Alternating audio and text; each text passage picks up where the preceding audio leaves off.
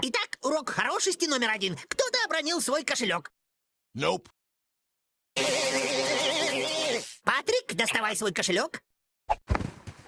Ну, как ты поступишь? Простите, сэр. Кажется, вы обронили свой кошелек. Я его впервые вижу. Что? Ты же его только что бросил. Держи.